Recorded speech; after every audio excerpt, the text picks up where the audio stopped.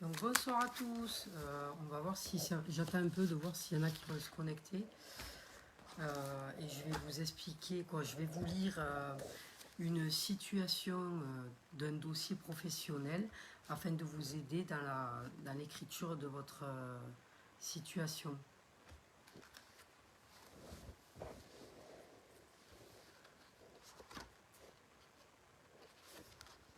Ah, je vois que Vanessa est connectée. J'attends un peu parce que Vanessa, toi tu sais comment on fait, donc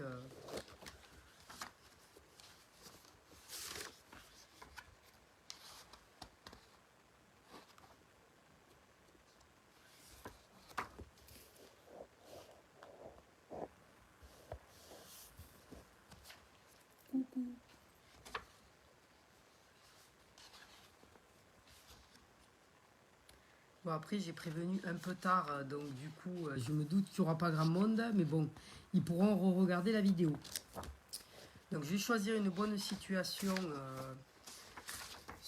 déjà pour celles qui m'avaient jamais vu, qui m'ont juste par Messenger ou qui ont entendu mes vidéos sur YouTube. Donc voilà, c'est moi la créatrice du groupe. Vous aurez enfin un visage sur ma voix ou sur mes écrits par Messenger. Donc j'ai pu voir beaucoup de personnes m'ont contacté parce qu'elles ont du mal à écrire leur situation. Du coup, c'est pour ça que je fais cette vidéo, pour pouvoir expliquer comment décrire une situation du début à la fin. J'espère que ça aidera certaines, c'est le but. De toute façon, j'ai créé le groupe pour ça, parce que quand j'ai suivi la formation assistante de vie aux familles, j'ai pu constater qu'il y a des choses qui sont compliquées à comprendre. On n'a pas envie de demander tout le temps à la formatrice j'arrive pas sur ci, j'arrive pas sur ça. Donc ce groupe sert à répondre aux questions de certaines. Donc je vais prendre une situation sur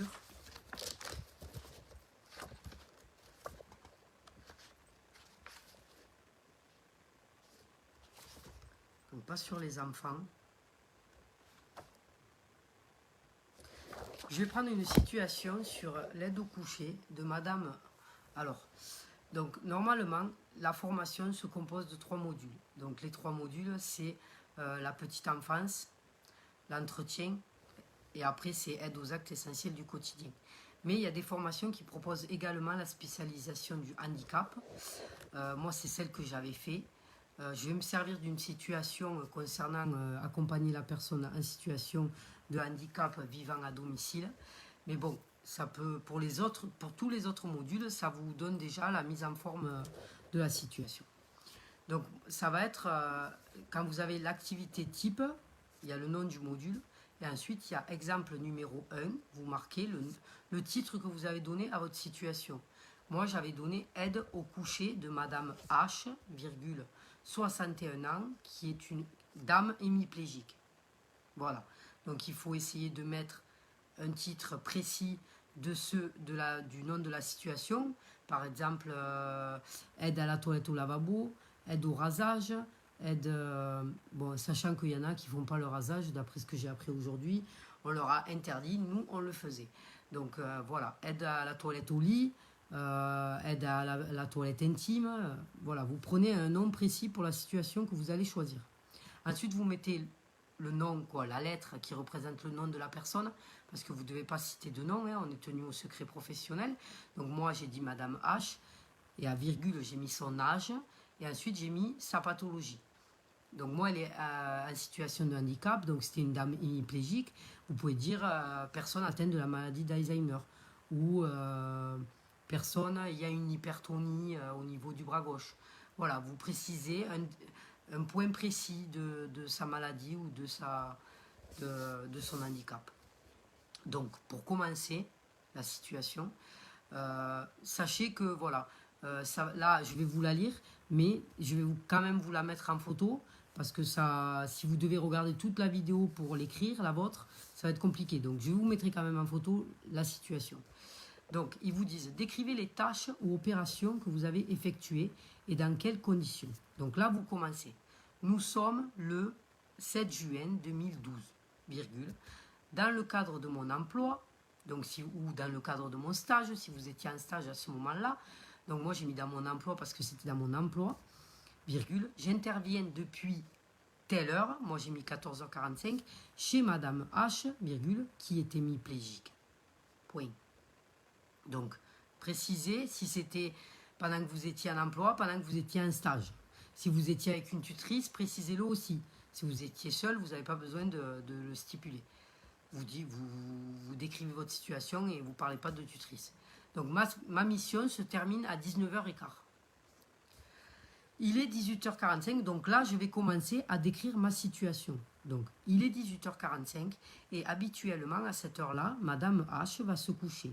Étant hémiplégique, elle a besoin de mon aide pour aller au lit. Madame H est assise sur son fauteuil roulant. J'enlève le frein et je le positionne à côté du lit en veillant bien à remettre le frein. Là, il est très important, au cours de votre situation, d'aborder, je l'avais dit déjà dans mes vidéos de YouTube, d'aborder les 4 points importants qui sont l'ergonomie, la sécurité, l'hygiène et la communication. Je vais vous lire la situation en entier et vous parler de ces 4 points-là qui vraiment pour moi sont très importants. Donc, chez elle, tout a été disposé dans le salon car cela était plus pratique pour les professionnels. Sa maison a des marches entre certaines pièces, ce qui rendait les déplacements compliqués. Nous discutons de ce que nous avons regardé à la télévision la veille. Madame H aime beaucoup parler des films qu'elle aime. Je descends le lit médicalisé afin qu'une fois assise, ses pieds touchent le sol. Ensuite, j'enlève le cale-pied et je pose sa jambe inerte sur le sol en prenant soin de mettre son pied bien à plat. Encore la sécurité. Avec les mouvements de transfert que je connais, je l'aide à passer du fauteuil au lit. Là, vous pouvez bien préciser si vous voulez le transfert. Moi, j'ai dit que je connais, mais on peut développer. Hein. Vous pouvez détailler exactement comment vous faites le transfert. Madame H arrive à prendre appui sur sa jambe droite. Une fois assise, je lui enlève ses pantoufles. Elle s'allonge et je déplace sa jambe inerte en suivant le mouvement de son autre jambe. Madame H attrape la potence avec son bras et prend appui pour s'installer à sa convenance. Une fois couchée, je lui retire son sous-vêtement, je couvre Madame H et je mets la barrière de sécurité le temps de mettre la lingerie au sale et de me laver les mains. Encore la sécurité. Je reviens près d'elle, j'enlève la barrière. Madame H se tourne sur le côté, dos à moi, se tenant à l'autre barrière de sécurité pour que je puisse lui mettre la protection de nuit. Elle se recouche et je lui attache. Je sais que tous ces mouvements sont fatigants pour elle. Je descends sa chemise de nuit sur ses jambes. Donc là, on respecte son intimité. Puis je mets la talonnière anti-escar à sa jambe inerte. Ensuite, je la recouvre avec le drap sans l'aborder pour qu'elle puisse être à son aise. Je mets la barrière de sécurité et je vais me laver les mains. À savoir, une petite précision, c'est qu'au jour d'aujourd'hui, la barrière de sécurité, vous pouvez la mettre uniquement si vous avez une prescription médicale. Vous n'avez pas le droit de la mettre. Une fois bien installée, je veille bien à ce qu'elle ait toute à proximité. Sur sa table de chevet, je mets, j'explique tout ce que je mets sur sa table de chevet. Ensuite, je lui apporte aussi son téléphone fixe que j'avais mis en charge. Je lui lis le programme télé. Ensuite, je lui demande ce qu'elle souhaite que je mette dans le lecteur DVD car elle aime regarder un de ses DVD en fin de soirée. Il ne lui manque plus rien. Je lui souhaite une bonne nuit. Je me lave les mains. Pensez au lavage des mains en début et en fin d'intervention. Et je remplis le cahier de liaison, ça aussi, en début et en fin d'intervention. Il est 19h15, ma mission est finie, je pars. Donc, dans la situation, essayez, déjà concentrez-vous sur une situation. J'ai eu plusieurs filles que j'ai en message privé, que j'aide actuellement sur les situations. Elles vont décrire de l'entretien avec de l'aide à la toilette ou au lavabo. N'allez pas vous piéger toute seule. Concentrez-vous sur l'aide à la toilette ou au lavabo. Vous n'avez pas besoin de parler en plus de plein de choses. Ou par exemple le service du petit déjeuner et l'aide au coucher. Parlez que de l'aide au coucher. Vous n'avez pas besoin de... Tant que vous détaillez bien, donc quand vous détaillez bien, vous parlez que vous faites attention à elle, que ce soit pour l'entretien ou pour les actes essentiels du quotidien, vous faites attention à elle. Par exemple pour l'entretien, vous passez la serpillière, vous faites attention à ce qu'elle ne glisse pas. Il faut penser... Après, oui, je comprends que c'est difficile. Moi, j'ai formé des filles qui fait que j'ai l'automatisme. Mais il faut avoir l'automatisme de penser à tous les petits détails de la sécurité. Vous lui faites une toilette au lavabo, vous mettez un tapis au sol ou une serviette en précisant que s'il y a de l'eau qui coule, vous faites attention à ce qu'elle ne glisse pas. Merci Marina pour ton commentaire, ça me fait plaisir, mais j'essaye de vous aider un maximum, hein, franchement. De toute façon, j'ai créé ce groupe vraiment pour ça, parce que je suis passé par là et je sais que c'est difficile. Donc c'est pour ça, ça me fait plaisir hein, que vous soyez satisfaite. Donc je disais, pensez à tous les petits détails concernant la sécurité, mais vraiment des trucs, ils font vachement attention à ça, le jury. Ensuite, l'ergonomie, précisez, vous, même pour l'entretien, vous vous accroupissez pour vider l'aspirateur. C'est tout bête, hein, mais eux, ils vont dire, ah, elle s'accroupit, elle se penche pas. Vous tenez bien droite pour passer le balai. Pour les actes essentiels du quotidien, vous pensez à monter le lit, à le redescendre. Ensuite, concernant l'hygiène, vous pensez au lavage des mains. Entre chaque action, vous servez le petit déjeuner à la personne. Avant ça, vous vous lavez les mains. Vous faites le lit. Après, vous vous lavez les mains. Vous passez un coup de balai. Vous vous lavez les mains. Vous lavez beaucoup les mains, en fait. Mais il faut y penser. Et ensuite, la dernière chose, donc c'était l'hygiène, la sécurité, la communication. C'est très important. Donc, si vous, par exemple, vous avez une pièce à nettoyer, j'en parlais justement à une fille aujourd'hui, vous nettoyez, vous passez un coup de serpillière. La personne, vous lui avez demandé gentiment, est-ce que ça vous dérange d'aller dans l'autre pièce? Parce qu'en fait, le sol va être mouillé, j'ai pas envie que vous glissiez. Voilà, vous pensez à sa sécurité. C'est long de nettoyer une pièce. Quoi, c'est long? C'est pas très très long, mais je veux dire, c'est assez long quand même. Donc, vous pouvez dire, voilà, au bout d'un petit moment, je vais voir la dame, j'ai dit, ça va, vous avez besoin de rien, j'ai bientôt terminé. Vous êtes en train de repasser, admettons. Ça dure longtemps le repassage, donc vous positionnez dans une pièce où il y a la personne, de façon à pouvoir communiquer avec elle pendant le repassage. Voilà, donc tout ça, c'est des points très importants à ne pas oublier et qui vont vous. C'est des questions qui vont vous être posées normalement. Par contre, ne vous créez pas vous-même des pièges. C'est-à-dire, je vais vous donner un exemple. Vous décrivez une situation. En fait, ils vont se baser sur. La plupart des jurys se basent sur votre dossier. Donc, vous allez avoir une situation que vous avez décrite. Ils vont regarder ce que vous avez écrit et ils vont vous poser des petites questions sur des petits détails que vous avez précisés. Donc, si par exemple, vous parlez d'une pathologie, apprenez la pathologie en question. Parce qu'il faut que vous sachiez les détails, les symptômes, les conséquences de cette maladie sur la personne. Après, d'autres exemples tout bêtes, j'en ai vu un aujourd'hui.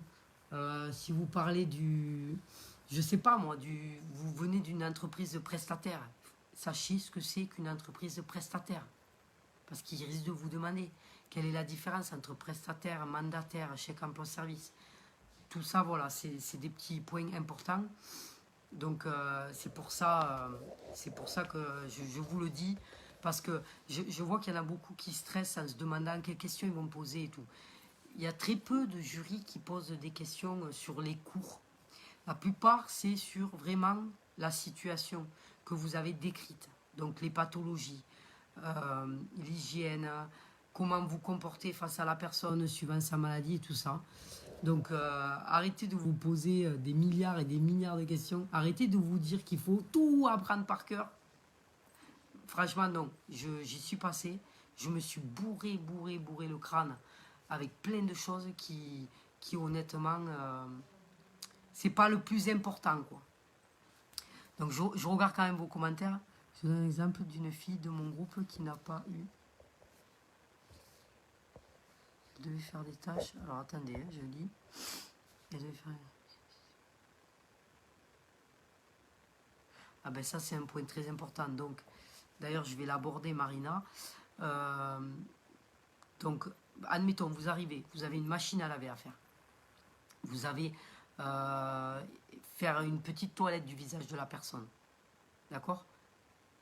Priorité, toujours, c'est la personne.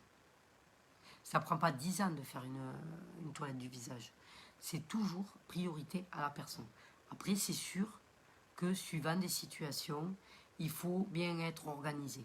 Donc, faites en sorte de mettre la machine en route en début d'intervention de façon à pouvoir l'étendre avant de partir. À moins qu'après vous, il y ait une autre intervenante qui puisse le faire. Vous lui mettez un petit mot. Mais il faut vraiment, vraiment savoir s'organiser dans ce milieu-là. Parce que des fois, par exemple, vous avez un gratin à faire et vous avez un pédiluve à faire à la personne. Donc là, oui, on dit en priorité la personne. Mais le gratin, c'est très long à cuire. Donc vous pouvez dire à la personne, si vous voulez, on fait le gratin ensemble, parce qu'il faut la faire participer, bien sûr, en voyant la pathologie qu'elle a. C'est sûr que si elle est alitée, tétraplégique et tout, vous n'allez pas lui dire ça, mais vous pouvez le faire dans la même pièce qu'elle. Déjà pour qu'il y ait un contact, pour ne pas la laisser seule pendant 3/4 d'heure, une demi-heure. Mais je veux dire là, vous proposez à la personne de faire le gratin et pendant qu'il cuit, vous lui faites un pédiluve. Parce que le pédiluve, c'est pas un truc urgent. C'est clair que si vous arrivez le matin, elle a le visage tout, voilà, elle vient de se réveiller, elle a les yeux qui collent et tout, elle est toute sale, priorité à la personne. Ok, mais dans les cas où, par exemple, vous avez juste un pédiluve ou je sais pas moi, un truc tout bête, vous devez juste la raser, vous lui demandez, ça vous dérange pas que je fais le gratin, au moins pendant qu'il cuit, je m'occupe de vous faire le rasage. De façon à ce qu'il soit cuit avant que vous partiez, parce que le but c'est pas qu'elle se retrouve sans manger. Donc voilà, en fait c'est tout plein de petits détails à retenir. Donc concernant la situation, pour en revenir à la situation, parce que là je m'égare, parce que j'ai envie de vous expliquer tellement de choses.